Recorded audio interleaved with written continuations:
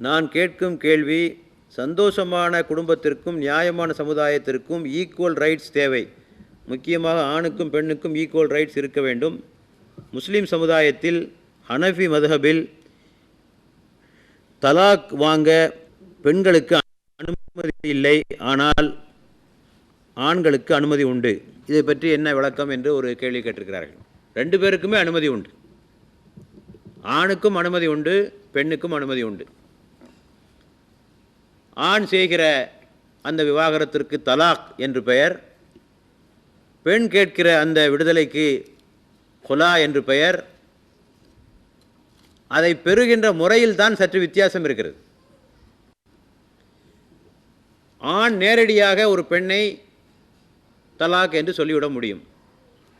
பெண்ணை பொறுத்தவரையில் கணவனுடைய சம்மதத்தை முதலாவதாக அவன் கேட்க வேண்டும். அந்த பெண் கேட்க, நான் உன்னை விவாகரத்து செய்ய விரும்புகிறேன், நீ சம்மதிக்கிறாயா என்று கணவனிடத்திலே கேட்க வேண்டும். ஏனென்றால் கணவன் குடும்ப தலைவனாக இருக்கின்ற காரணத்தினால், குடும்பத்தினுடைய பொறுப்புகளை அவன் சுமக்கின்ற காரணத்தினால், இவர்கள் நாளை பிரிந்து விடுகிற போது குழந்தைய பராமரிப்பை சுமக்கின்ற பொறுப்பு அவனுக்கு இருக்கின்ற காரணத்தினால், எல்லா வகையிலும் அவன் தலைவனாக இருக்கின்ற காரணத்தினால் கணவனிடத்திலே அந்த பெண் சம்மதத்தை கேட்க வேண்டும். ஆனால் கணவன் சம்மதம் மறுப்பானாகில் கோர்ட்டு மூலமாக அல்லது இஸ்லாமிய ஹாஜி மூலமாக அந்த உரிமையை பெறுவதற்கு அந்த பெண்ணுக்கு உரிமை உண்டு.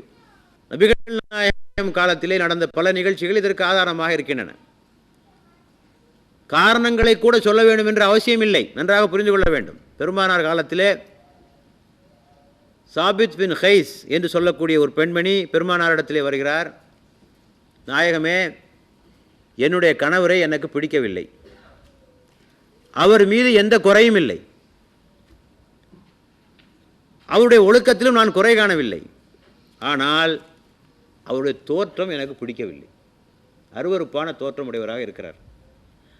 அவரோடு நீங்கள் என்னை வாழுமாறு, தொடர்ந்து வாழுமாறு கட்டாயப்படுத்தினால் நான் இஸ்லாத்தை விட்டு வெளியேறி விடுவேனோ, நிராகரிப்பின் பக்கமாக சென்று விடுவேனோ என்று நான் பயப்படுகிறேன் என்று அந்த அம்மையார் சொல்கிறாங்க. அதாவது தொடர்ந்து என்னால் வாழ முடியாது, அவரோட கட்டாயப்படுத்தினா எங்கள் வாழ்க்கையே நடக்காது, நான் தவறான பாதைக்கு போயிடுவேன், ஆகவே எங்களை பிரித்து வைத்து விடுங்கள் என்று பெருமானார் அவர்கள் கேட்டார்கள். அப்படி என்றால் உனக்கு அவர் பரிசாக தந்த ஒரு தோட்டத்தை நீ கொடுத்து விட தயாரா என்று கேட்டபோது, நான் அதென்ன, அதற்கு அதிகமாக கூட கொடுப்பதற்கு நான் தயார் என்று சொல்லி அந்த அம்மையார் விடுதலை வாங்கிவிட்டார்கள். செய்தனா உமர் இப்னு கத்தாப் அவருடைய காலத்தில் நடந்த ஒரு நிகழ்ச்சி. ஒரு பெண் வருகிறாள், என்னுடைய கனவு எனக்கு பிடிக்கல, என்னை விவாகரத்து செய்து வச்சுடுங்கோ அப்படின்னு சொல்கிறாங்க. உமர் அவர்கள் சொன்னார்கள், நீ அவசரப்படுற, நீ கொஞ்சம் நிதானமாக யோசித்து சொல்லு அப்படின்றாங்க. இல்லை, நான் நிதானமாக தான் சொல்கிறேன்.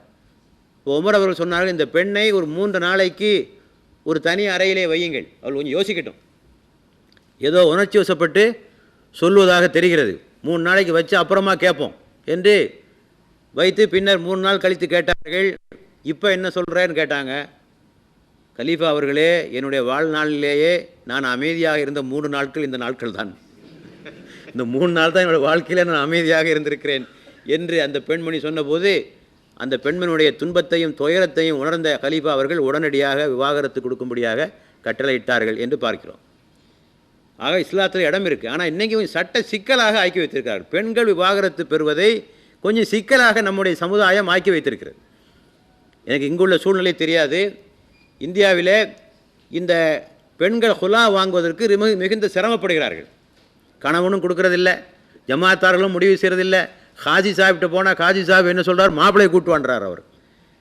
அவன் தான் வரமாட்டான், அவன் எங்கேருந்து வருவான் அவன்.